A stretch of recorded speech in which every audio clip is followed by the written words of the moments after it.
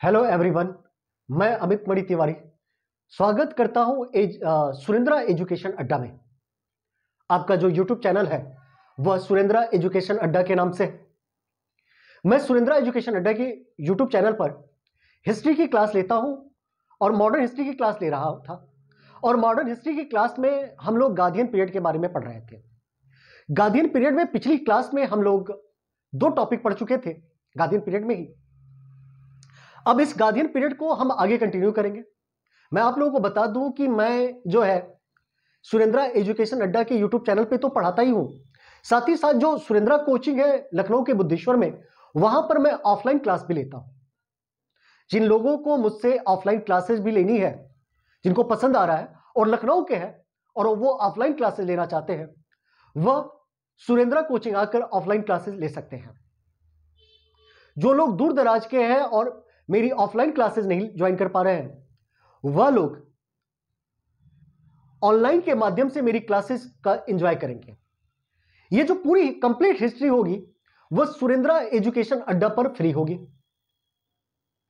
इसलिए मैं एक एक बात अगर आपको पढ़ा रहा हूं, एक एक बात बता रहा हूं, उस सारी बातों को आप क्या करेंगे, नोट्स बनाएंगे, लिखेंगे और साथ ही साथ उसको रिकॉल करेंगे। अब इस यूट्यूब चैनल पर रेगुलर आपको हिस्ट्री की क्लासेस मिलने लगेंगी, अब मिलेंगे। तो आज हम जो बात करेंगे वो गादियन पीरियड पर ही कंटिन्यू करेंगे और पिछली क्लास भी हम गादियन पीरियड पे कर रहे थे। आज गादियन पीरियड का तीसरा लेक्चर होगा, इसलिए जिन लोगों ने पहला और दूसरा लेक्चर अटेम्प्ट नहीं किया होगा वो इस यूट्यूब चैनल पर जाकर प्लेलिस्ट में जाएंगे और मॉडर्न हिस्ट्री सर्च करके आप क्या कर सकते हैं, उसमें देखेंगे गादियन पीरियड 2 लेक्चर हो चुके हैं, उनको आप देख सकते हैं, नोट्स बना सकते हैं। और तीसरा यूट्यूब भी, जो तीसरा ये आज का लेक्चर है, इसको भी आप एंजॉय कर सकते हैं, नोट्स बना सकते हैं। चलिए, आज की जो क्लास है हम किसके बारे में बात कर रहे थे, गादियन पीरियड के बारे में, यानी जिसे हम कहते हैं गादी युग। क्या कहते हैं, गादी युग। ठीक है। वास्तव में जिस गादी युग की हम चर्चा करते हैं उस गादी युग की शुरुआत जो होती है वह 1919 से होती है और लगभग 1947 तक चलती है। कब तक चलती है, 1947 तक। हम पिछली क्लास में पढ़ चुके थे कि गांधी जी जो है वह अफ्रीका से वापस आते हैं और अफ्रीका में वो 21 वर्षों तक रहते हैं। कितने वर्षों तक, 21 वर्षों तक ये गांधी जी अफ्रीका में रहते हैं। गांधी जी अफ्रीका से भारत आते हैं और भारत के मुंबई बंदरगाह पर उतरते हैं। जिस बंदरगाह पर वो मुंबई में उतरते हैं उस बंदरगाह का नाम था अपोलो बंदरगाह, यानी गांधी जी मुंबई के अपोलो बंदरगाह पर उतरते हैं। अपोलो बंदरगाह, यह जो अपोलो बंदरगाह है यह कहां पे है, मुंबई में है। ठीक है। इस बंदरगाह पर उतरते हैं और गांधी जी जिस जहाज से आते हैं उस जहाज का नाम था आइबेरिया जहाज। आइबेरिया जहाज, यानी गांधी जी जो है अफ्रीका से आते हैं, 21 वर्षों तक वो अफ्रीका में रहते हैं और अफ्रीका से वो भारत आते हैं और भारत आते हैं आइबेरिया जहाज से और वो मुंबई के अपोलो बंदरगाह पर उतरते हैं।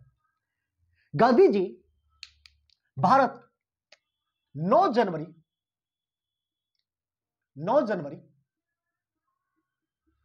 1915 को आते हैं।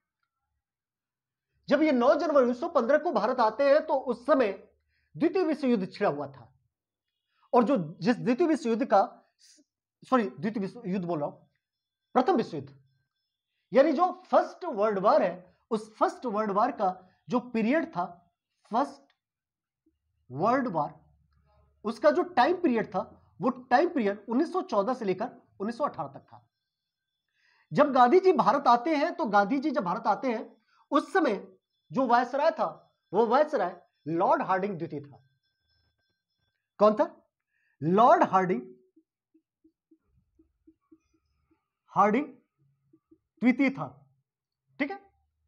गांधी जी भारत आते हैं और गांधी जी को लगता है कि मैं भारत आऊंगा और इन भारतीयों से अंग्रेजों की सहायता करने के लिए कहूंगा तो अंग्रेज हमसे प्रसन्न होकर देश को क्या करेंगे, स्वतंत्र कर देंगे।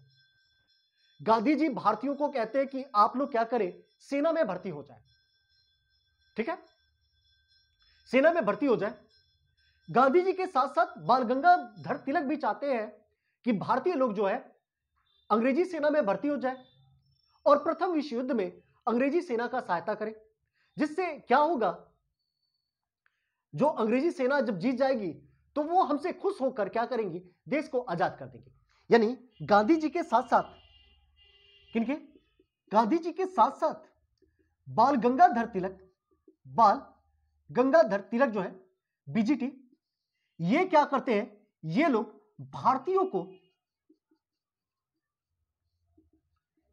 भारतीयों को सेना में भर्ती कराने के लिए क्या करते हैं, प्रेरित करते हैं, सेना में भर्ती कराने के लिए प्रेरित करते हैं।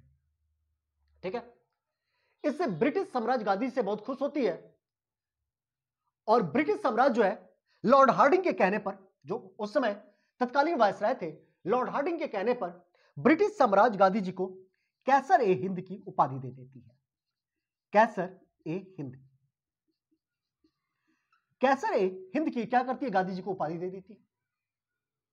लेकिन जो भारतीय कुछ जनता थी या भारतीय कुछ बुद्धिजीवी वर्ग लोग थे, वो गांधी जी से नाराज थे, हो गए थे, क्योंकि गांधी जी क्या कर रहे थे, वह अंग्रेजी सेना में यानी ब्रिटिश शासन में भारतीय सेना को शामिल करवा रहे थे। इससे भारतीय लोग नाराज होकर गांधी जी को एक प्रकार के दलाल शब्द का प्रयोग करते हैं, यानी कहते हैं कि गांधी जी जो है सेना में भर्ती कराने वाले सार्जेंट हैं। क्या, सेना में भर्ती कराने वाले सार्जेंट, सेना में भर्ती कराने वाले सार्जेंट। ठीक है, इतनी घटनाएं घटती हैं और इतनी घटनाएं घटने के बाद क्या होता है, गांधी जी द्वारा भारत में कुछ क्षेत्रीय आंदोलन किए जाते हैं, जिन क्षेत्रीय आंदोलनों की चर्चा हम पिछली क्लास में भी कर चुके थे। इन क्षेत्रीय आंदोलनों में हम जो पिछली क्लास में हम चर्चा किए थे, उसमें हमने पढ़ा था कि गांधी जी चंपारण सत्याग्रह करते हैं, जो भारत में इनका पहला सत्याग्रह था। फिर गांधी जी अहमदाबाद मिल मजदूर वाला सत्याग्रह करते हैं, जिसमें पहली बार गांधी जी ने क्या किया था, हड़ताल किया था और किसी मजदूरों के लिए, यानी मिल मालिकों के लिए, सॉरी मिल मजदूरों के लिए क्या किया था, ये आंदोलन किया था। और तीसरा इन्होंने क्या किया था, खेड़ा आंदोलन किया था, जो इनके कई बार क्या होते हैं, क्षेत्रीय आंदोलन के इस जो आंदोलन है इनको सीक्वेंस में लगाने के लिए दे दिया जाता है। अगर भारत के संदर्भ में गांधी जी के बारे में प्रश्न पूछे कि गांधी जी ने भारत में पहला सत्याग्रह कहां से किया था, तो 1917 में चंपारण में किया था। लेकिन अगर गांधी जी के बारे में पूछा जाए कि गांधी जी ने पहली बार सत्याग्रह कहां से किया था, तो वो जो सत्याग्रह पहली बार गांधी जी किए थे वो अफ्रीका में किए थे। दो प्रकार से प्रश्न आएगा कि गांधी जी ने पहली बार सत्याग्रह कहां किया था, और ऑप्शन है A Bharat, B Africa, C England, D USA. इस कंडीशन में आप क्या करेंगे, अफ्रीका को लगाएंगे। अब अफ्रीका को ऑप्शन में से हटा दिया जाए और प्रश्न यही रहे, जैसे लिख दिए कि भारत, पहली बार गांधी जी ने सत्याग्रह कहां किया था, भारत, इंग्लैंड, यूएसए, कनाडा। इस कंडीशन में अफ्रीका नहीं है, तो इस कंडीशन में जो आंसर होगा वो भारत होगा। और अगर प्रश्न बन रहा है कि भारत में पहली बार गांधी जी ने सत्याग्रह कहां पर किया था, तो ऑलरेडी आंसर क्या हो जाएगा, चंपारण 1917 का। इतनी बातें हम लोग क्या किए थे, पिछली क्लास में कर चुके थे। अब हम क्या करते हैं, ये सारी की सारी आंदोलन समाप्त हो गई हैं। प्रथम विश्व युद्ध भी 1918 में समाप्त हो गया है, और हम सभी जानते हैं कि 1916 से लेकर 1921 तक, 1916 से लेकर 1921 तक लॉर्ड चैम्सफोर्ड जो है, चैम्सफोर्ड, वो क्या बनता है, वायसराय बनता है। यह बात हम सभी को पता है कि लॉर्ड चैम्सफोर्ड क्या बनता है, वायसराय बनता है। और साथ ही साथ इस लॉर्ड चैम्सफोर्ड के साथ एक भारत सचिव भी होता है, जिसका नाम था, भारत सचिव का नाम, जो भारत सचिव है 1900, अब बात करने जा रहे हैं 1919 की बात करने जा रहे हैं, 1919 में हम चर्चा करने चल रहे हैं। भारत सचिव था 1919 में मोंटेग्यू। ठीक है, आपने एक सुधार भी पढ़ा होगा 1919 का, जिसे हम लोग मोंटेग्यू चैम्सफोर्ड सुधार भी कहते हैं। ठीक है ना, अब हम बात किसकी करने चल रहे हैं, अब हम 1919 पे चल रहे हैं। और 1919 में जो ब्रिटिश शासन है, ब्रिटिश शासन द्वारा एक कानून लाया जाता है, जिस कानून का नाम था रॉलेट एक्ट। तो अब जो क्लास स्टार्ट हो रही है वो रॉलेट एक्ट से स्टार्ट हो रही है। तो आप अपनी कॉपी पे नोट डालेंगे रॉलेट एक्ट 1919, हेडिंग डालिए रॉलेट एक्ट 1919, अपनी कॉपी पे हेडिंग डालेंगे रॉलेट एक्ट 1919। ठीक है, हेडिंग डालें क्या, रॉलेट एक्ट 1919। ठीक है ना। अब जो ये एक्ट है, इस एक्ट का एक अलग भी नाम है। इस एक्ट को वास्तव में, इस एक्ट का नाम जो था या नाम रखा गया, मतलब ये किस नाम पे था, ये जो एक्ट था इसका नाम था द अनार्किकल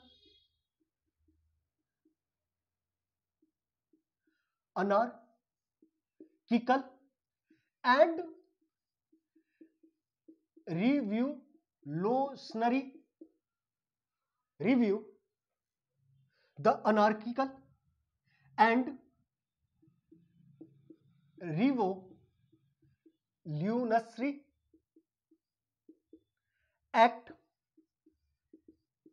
1919 इसका नाम था।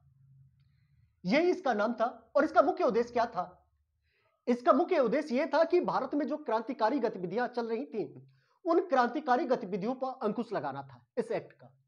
इस एक्ट में प्रावधान किया गया कि किसी भी भारतीय को या किसी भी क्रांतिकारी को अगर गिरफ्तार किया जा रहा है तो किसी भी भारतीय क्रांतिकारी को शक के आधार पर भी जो ब्रिटिश पुलिस है वो गिरफ्तार कर सकती है, और शक के आधार पर गिरफ्तार करेगी, और गिरफ्तार करके उनको 2 साल तक कैद में रखा जा सकता है। ठीक है, किस आधार पर? यानी शक के आधार पर, संदेह के आधार पर। कहा गया कि इस ब्रिटिश जो सेना है या ब्रिटिश पुलिस है वो संदेह के आधार पर क्या करेंगी, किसी भी भारतीय क्रांतिकारी या भारतीयों को क्या करेगी, गिरफ्तार कर सकती है। भारतीयों को यानी उनका मतलब है कि जो भारतीय हैं जिनको हम गिरफ्तार कर रहे हैं वो कौन है, क्रांतिकारी, और उनको वो क्या कर सकती है, 2 वर्षों की सजा सुना सकती है, 2 वर्षों तक यानी जेल में रख सकती है। और जिनको गिरफ्तार किया जाएगा इस एक्ट के तहत, उनको ना तो अपील करने की आजादी होगी, न ही उनको वकील रखने की आजादी होगी, न ही अपने बारे में दलील करने की आजादी होगी। इस कारण इस एक्ट को, जो रॉलेट एक्ट है, इस एक्ट को मोतीलाल नेहरू ने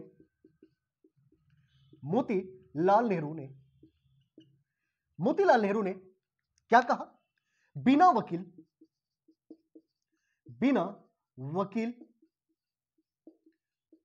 बिना अपील व बिना दलील का कानून, बिना दलील का कानून कहा। ठीक है, किन्होंने, मोतीलाल नेहरू ने इस रॉलेट एक्ट को बिना वकील, बिना अपील, बिना दलील का कानून कहा कि ना तो आप वकील रख सकते हो, ना आप दलील कर सकते हो, और ना ही आप अपील कर सकते हो। जैसे अपील क्या होता है, एक भाई अपने लिए वकील रखेंगे तो वकील क्या करेगा, कोर्ट में अपील करेगा, और दलील क्या, हम अपना पक्ष रखेंगे ना, भाई आप हमें किस लिए गिरफ्तार कर रहे हो। ठीक है, तो ना आप वकील रख सकते हो, ना किसी कोर्ट में आप अपील कर सकते हो। जब वकील होगा नहीं तो अपील नहीं करोगे, और अपील नहीं करोगे तो दलील कहां से कर पाओगे, अपने विचार कहां से रख पाओगे कि भाई मुझे किस लिए गिरफ्तार किया गया, मुझे जानने का अधिकार क्या है, मतलब मुझे जानने का भी अधिकार है। अब इसी एक्ट को लिखते भी जाइएगा, इस एक्ट को मोहम्मद अली जिन्ना ने इस एक्ट को काला कानून कहा। क्या कहा, काला कानून कहा। इस एक्ट को मोहम्मद अली जिन्ना ने क्या कहा, काला कानून कहा। क्लियर? अब क्या हुआ कि जब ये एक्ट आया, अब इस एक्ट के लिए पूरे भारत में क्या हो गया, आंदोलन चालू हो गया। और इस आंदोलन की शुरुआत करते हैं गांधी जी, और एक व्यक्ति है स्वामी श्रद्धानंद। ठीक है, कौन कौन, गांधी जी और स्वामी। गांधी जी ने इस अधिनियम के लिए, एक्ट के लिए, अधिनियम मतलब कानून होता है, एक्ट मतलब कानून होता है, इस कानून के लिए उन्होंने रॉलेट सत्याग्रह, गांधी जी ने क्या किया, जो गांधी जी हैं उन्होंने रॉलेट सत्याग्रह स्टार्ट कर दिया। रॉलेट सत्याग्रह। और स्वामी श्रद्धानंद स्वामी श्रद्धानंद, सॉरी श्रद्धा ऐसे लिखेंगे, श्रद्धानंद ने क्या किया, इन्होंने कर न देने का आंदोलन चलाया, लगान न देने। उस समय कर मतलब लगान, भाई भूमि हम जब पढ़ते हैं मध्यकालीन तक, आज जाके हमारा जो कर यानी टैक्स प्रणाली हो गई है, जिसमें हम क्या करते हैं, आय कर देते हैं, अलग अलग प्रकार के कर देते हैं। उस समय जो आय का मुख्य स्रोत था वो क्या था, भू राजस्व था। भू राजस्व से लगान लिया जाता था। तो इन्होंने, स्वामी श्रद्धानंद ने एक आंदोलन चलाया। उन्होंने कहा कि लगान न देना यानी कर न देने का आंदोलन, यानी लगान न देने का आंदोलन। इन्होंने क्या किया, किसानों से कहा कि देखो जो अंग्रेज हैं वह हमें शक के आधार पर गिरफ्तार करेंगे और ना ही हम किसी को वकील रख सकते हैं, ना ही हम अपील कर सकते हैं, ना ही दलील कर सकते हैं। तो आप लोग इन किसानों को टैक्स क्यों देते हो, भू राजस्व क्यों देते हो, लगान ही मत दो। और स्वामी श्रद्धानंद ने क्या चलाया, स्वामी श्रद्धानंद ने लगान न देने का आंदोलन चलाया।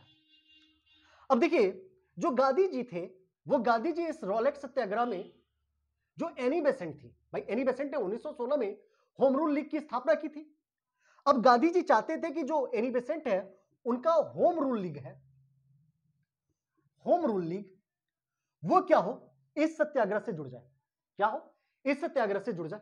कौन से सत्याग्रह, रॉलेट सत्याग्रह से, ठीक है, जुड़ जाए। वो जोड़ने का प्रयास किया होम रूल लीग को। गांधी जी क्या करते हैं, Gandhi ji home rule league को गांधी जी जोड़ने का प्रयास करते हैं, किससे, रॉलेट सत्याग्रह से, ठीक है। अब जब जोड़ने का प्रयास करते हैं तो जो एनी बेसेंट थी, भाई एनी बेसेंट क्या है, पार्टी बना चुकी है, एनी बेसेंट फेमस भी है, वो एनी बेसेंट क्यों किसी दूसरे के साथ जाएंगी, वो अगर कोई नेतृत्व करना हो तो सही करे ना, क्यों गांधी जी के पीछे जाएंगी। तो उन्होंने गांधी जी को इस जो रॉलेट सत्याग्रह चला रहे थे, यानी रॉलेट आंदोलन के दौरान जो एनी बेसेंट है, उन्होंने गांधी जी को राजनीतिक बच्चा कहा। क्या कहा, एनी बेसेंट ने, एनी बेसेंट ने गांधी जी को क्या कहा, राजनीतिक बच्चा कहा। क्या कहा, राजनीतिक बच्चा। कौन, इनके नजर में, एनी बेसेंट के नजर में भी गांधी जी क्या है, गांधी जी राजनीतिक बच्चा है। और यही सिद्ध भी हुआ कि गांधी जी, सही बात है कि राजनीतिक अभी बच्चे ही हैं, ठीक है। अब क्या हुआ कि यह आंदोलन चल रहा था। अब 30 समय आ गया, 30 मार्च, एक्चुअली यहां पे हम बात कर रहे हैं 30 मार्च की। उससे पहले मैं वापस एक चीज और बताना चाहता हूं। जो रोलेट एक्ट आया था, वो वास्तव में रोलेट एक्ट पास कब हुआ, पास कब हुआ, तो रोलेट एक्ट वास्तव में पास हुआ था 17 मार्च, डेट याद लिख लीजिएगा, 17 मार्च 1919 को रोलेट एक्ट पास हुआ था। और रोलेट एक्ट के लिए एक कमेटी बनाई गई थी। ये जो रोलेट एक्ट लाया गया था, भाई कोई भी एक्ट, कानून जो है ना, एक कमेटी बनाई जाती है, कमेटी पूरी जांच करती है, फिर कमेटी सिफारिश करती है, और सिफारिश करने के बाद कोई भी कानून क्या किया जाता है, लाया जाता है और उसको लागू किया जाता है। एक 1917 में एक कमेटी बनाई गई थी, दिसंबर 1917 को, दिसंबर 1917 को एक कमेटी बनाई गई थी। इस कमेटी का नाम था सेडिशन कमेटी। कौन सी कमेटी, सेडिशन कमेटी। इस सेडिशन कमेटी के अध्यक्ष थे sir Sydney Rowlatt, Sydney Rowlatt, Rowlatt.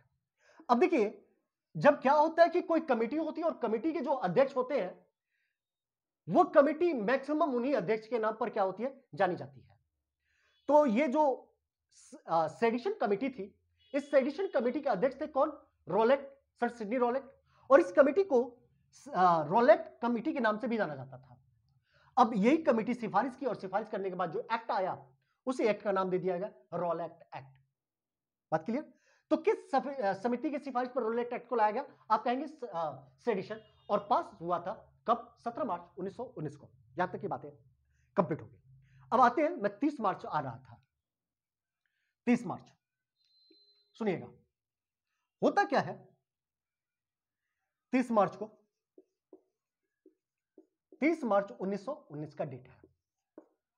जो स्वामी श्रद्धानंद है, जिन्होंने कर देने की आंदोलन चलाया था, यानी लगान न देने का आंदोलन चलाया था, वो दिल्ली में क्या करते हैं, दिल्ली में जो सत्याग्रह चालू किया जाता है, रोलेक्स सत्याग्रह गांधी जी द्वारा, दिल्ली में इसकी कमान संभाल लेते हैं। यानी ये क्या करते हैं, स्वामी श्रद्धानंद ये करते क्या है, ये दिल्ली में जो रोलेट सत्याग्रह चलाया गया था, जो सत्याग्रह चलाया था, ठीक है, रोलेट एक्ट के समय, उसकी कमान क्या करते हैं, दिल्ली में संभाल लेते हैं। यानी दिल्ली में इसकी कमान संभाल लेते हैं। अब डेट और आगे बढ़ा और डेट आ गया 4 अप्रैल 1919 को। ये डेट एकदम याद कर लीजिएगा, डेट 4 अप्रैल वाला। 4 अप्रैल 1919 को क्या होता है, इसी दिल्ली के जामा मस्जिद में, दिल्ली के जामा मस्जिद, देखिए इस समय हिंदू मुस्लिम एकता भी बहुत बढ़ गई थी। इस जामा मस्जिद की जो चाबी है स्वामी श्रद्धानंद को सौंप दी जाती है, और इस दिल्ली के जामा मस्जिद से जो स्वामी श्रद्धानंद है, उन्होंने क्या किया था, हिंदू मुस्लिम एकता की भाषण दिया था। हिंदू मुस्लिम एकता पर क्या किया था, इन्होंने भाषण दे दिया था।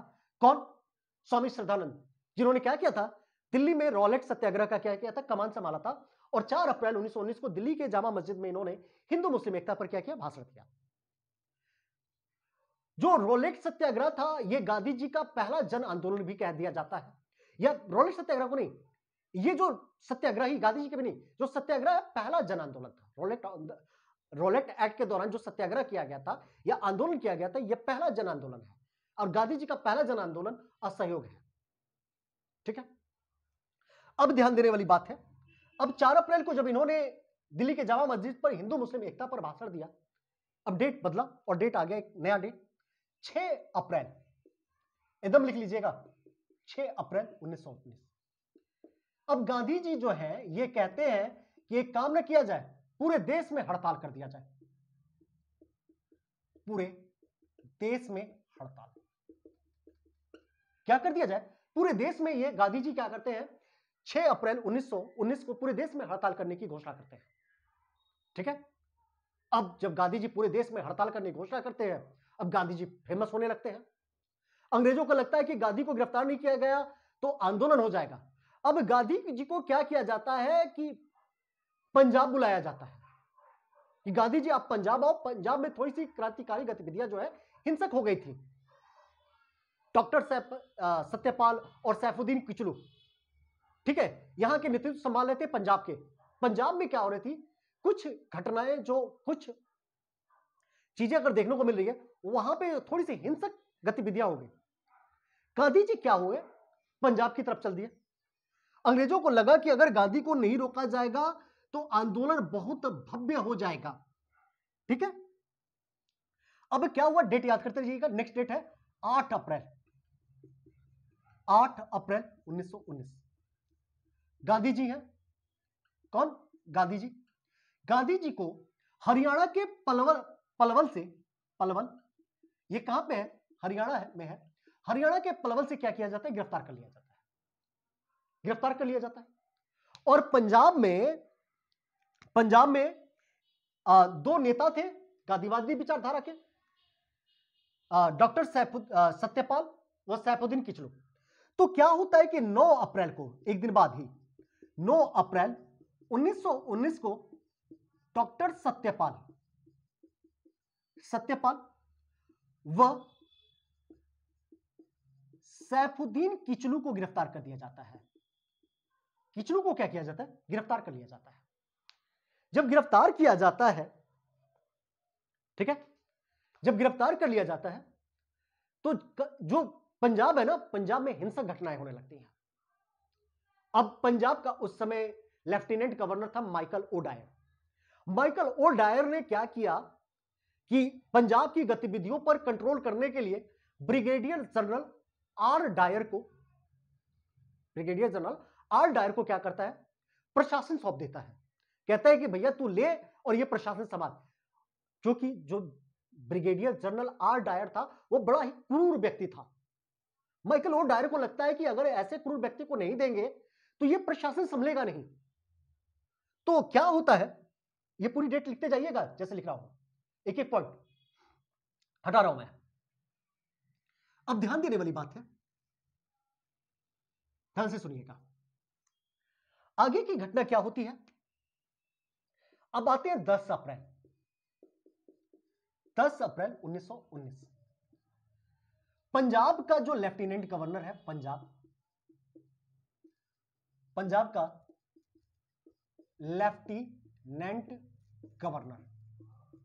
लेफ्टिनेंट गवर्नर जिसका नाम क्या है? Michael O'Dwyer.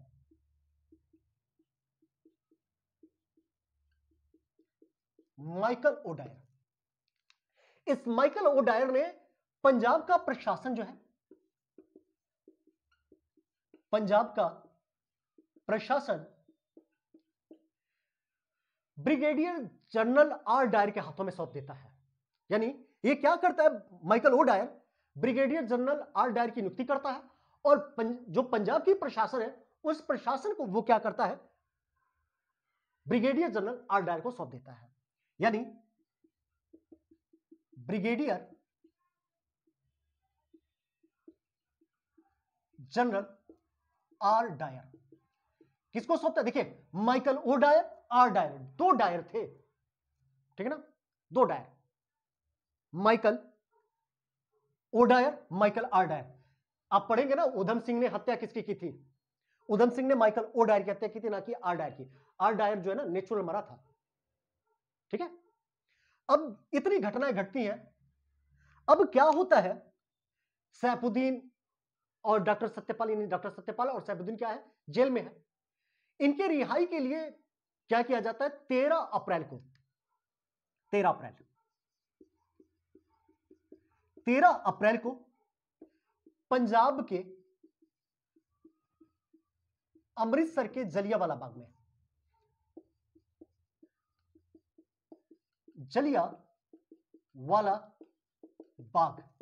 जलियांवाला बाग में क्या किया जाता है? एक सभा बुलाई जाती है और इस सभा को बुलाया जाता है हंसराज द्वारा, हंसराज। और यह सभा बुलाई जाती है शाम के 4 बजे।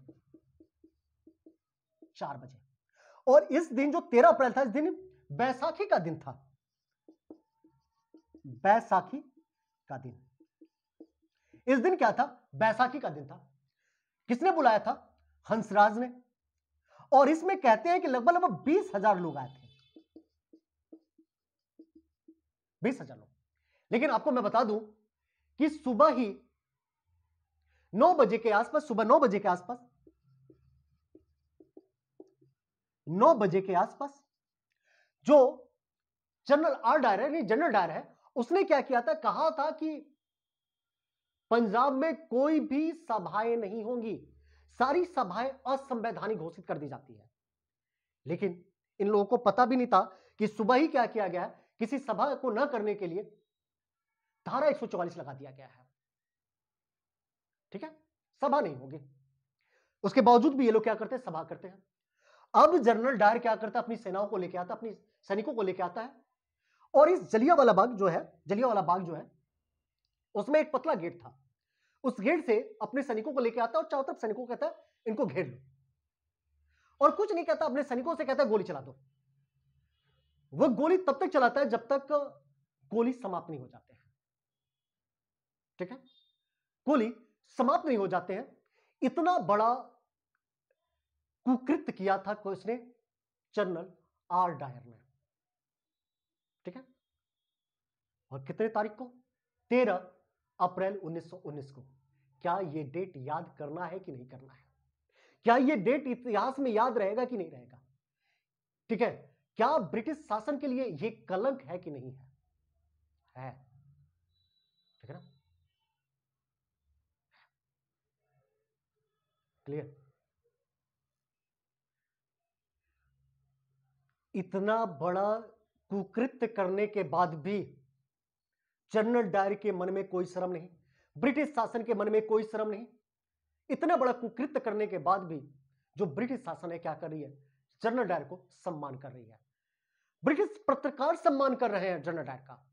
वो कह रहे हैं कि इसने अपने कृत्यों को निभाया, अपने कर्तव्यों को किया। अब क्या होता है? जो भारतीय बुद्धिजीवी वर्ग लोग हैं, ठीक है, जैसे हमारे यहां शंकर नायर जी, कौन? शंकर नायर, ये वायसराय की कार्यकारिणी परिषद में सदस्य थे। इन्होंने वायसराय की कार्यकारिणी परिषद से क्या किया? इस्तीफा दे दिया। वायसराय की कार्यकारिणी परिषद से क्या किया? इस्तीफा दे दिया। ठीक है ना? इन्होंने क्या किया? रिजाइन दे दिया वायसराय की कार्यकारिणी परिषद से, काउंसिल से। वर्किंग जो काउंसिल है वायसराय की, उससे क्या किया इन्होंने? रिजाइन कर दिया। जो रविंद्रनाथ टैगोर हैं,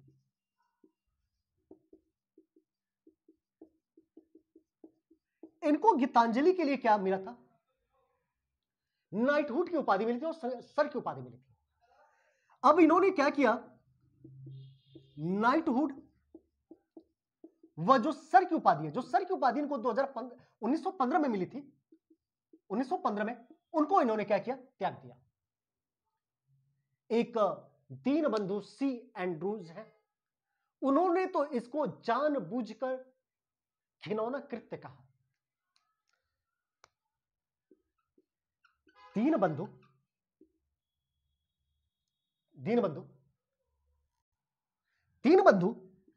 एफ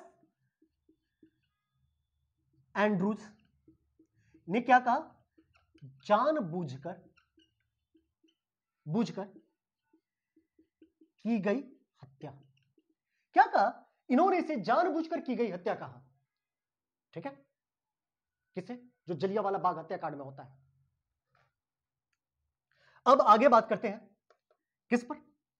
अब देखिए, अब कई बार प्रश्न यह बनता है कि जो गांधी जी हैं, वो गांधी जी कैसर ए हिंद की उपाधि को इसी जलियांवाला बाग हत्याकांड के दौरान ही त्याग किया था। तो नहीं, गांधी जी भी बड़े चालू किस्म के इंसान थे। थोड़ी सी कुछ जगह पे उनकी ऐसी हरकतें पकड़ में आती हैं कि जो पहचान में आ जाता है कि उन्होंने कुछ चालूपंथी किया था। जो उनका अपना असहयोग आंदोलन था, उस असहयोग आंदोलन में क्या किया था? गांधी जी ने अपने टाइटल को अबोलिश किया था। ठीक है? अब देखिए, इस कृत्य के लिए, जांच के लिए एक आयोग बना जाता है जिसका नाम है हंटर कमेटी। कौन सी? एक शिक्षा के लिए भी बनी थी कमेटी और एक जलियांवाला बाग हत्याकांड की जांच के लिए भी बनी थी। इस हंटर कमेटी को बनाया जाता है 14 अक्टूबर। ये मैं ओसीटी लिखता हूं, ऐसे मैं लिखता हूं ओसीटी, ये ओसीटी है, अक्टूबर 1919 को हंटर कमेटी बनाया जाता है। और ये हंटर कमेटी बताती है कि केवल 379 लोगों की क्या हुई थी? हत्या। और घायल जो हुए थे, इन घायलों की जो संख्या थी वो 1200 थी। कितनी थी? 1200। ये कौन बनाते हैं? हंटर कमेटी बताती है। ठीक है? इस हंटर कमेटी में ये कितने सदस्य थे? 8 सदस्य। इस 8 सदस्य में 5 सदस्य अंग्रेज थे और 3 सदस्य जो थे भारतीय थे। देखिए, भारतीय होने के बावजूद भी भारतीय क्या करें? मात्र 379 ही मरे थे। अब इस हंटर कमेटी के अगेंस्ट, यानी जलियांवाला हत्याकांड की जांच करने के लिए मोतीलाल बोल रहा हूं, मदन मोहन मालवीय के नेतृत्व में तहकीकात कमेटी का निर्माण किया जाता है। इसकी जांच करने के लिए क्या किया जाता है? तहकीकात कमेटी। यह बनाती है कांग्रेस। कांग्रेस द्वारा एक कमेटी का निर्माण किया जाता है जिसका नाम है तहकीकात कमेटी। किसके जांच के लिए? जलियांवाला बाग हत्याकांड।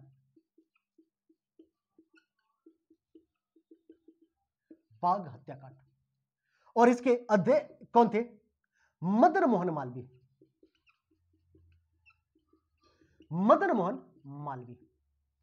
और इसके सदस्य आपके गांधी जी भी थे। ठीक है? इसके सदस्य कौन थे? गांधी जी भी थे। तो ये रही आज की जो है क्लास। कौन सी? तो आज की क्लास जो हमने किया वो जलियांवाला बाग हत्याकांड के बारे में आज की क्लास किया। रेगुलर आपकी क्लासेस जो है मॉडर्न हिस्ट्री की इसी प्रकार मिलती रहेंगी और मैं उम्मीद करूंगा कि आप इसके प्रॉपर नोट्स बनाएंगे, अच्छे तरीके से लिखेंगे, ठीक है, और आपकी क्लास लगभग इतने ही समय का, इतने मतलब ड्यूरेशन का रहेगा, ठीक है। रेगुलर आपकी क्लासेस क्या होंगी, मिलते रहेंगे। मैं अभी भी कह दूं कि मैं लखनऊ के सुरेंद्रा कोचिंग में, जो बुद्धेश्वर में है, उसके ऑफलाइन कोचिंग में मैं क्या करता हूं, जीएस की क्लास लेता हूं। जो लखनऊ के हैं और ऑफलाइन क्लासेस में मुझसे जुड़ना चाहते हैं, वह सुरेंद्रा कोचिंग आ सकते हैं बुद्धेश्वर में, लखनऊ के बुद्धेश्वर में। और जो दूर दराज में है और जो हमसे जुड़ना नहीं चाहते हैं या जो जुड़ नहीं पा रहे हैं, वह इस ऑनलाइन क्लास का क्या करें, एंजॉय करें। और मैं पूरी प्रॉपर क्लासेस जो है इस ऑनलाइन यूट्यूब चैनल पर लूंगा। किस पर? सुरेंद्रा एजुकेशन अड्डा पर। तो मैं आपसे सभी से कहूंगा कि आप सभी इस चैनल को सब्सक्राइब करें, लाइक करें और साथ ही साथ शेयर भी करें। जितने ज्यादा दूर तक शेयर करेंगे तो जो लोग भाई जो हैं, भाई बहन हैं, ठीक है, जो प्रॉपर क्या कर रहे हैं, नोट्स नहीं बना पा रहे हैं या उनको क्लासेस प्रोवाइड नहीं हो पा रही अच्छी प्रकार की, उनको ये क्लासेस क्या हो जाएंगी, प्रोवाइड हो जाएंगे। तो चलिए आज की क्लासों को यही प्रोवाइड किया जाता है। पुनः मिलते हैं नए अगले वाले पीरियड के साथ, ठीक है।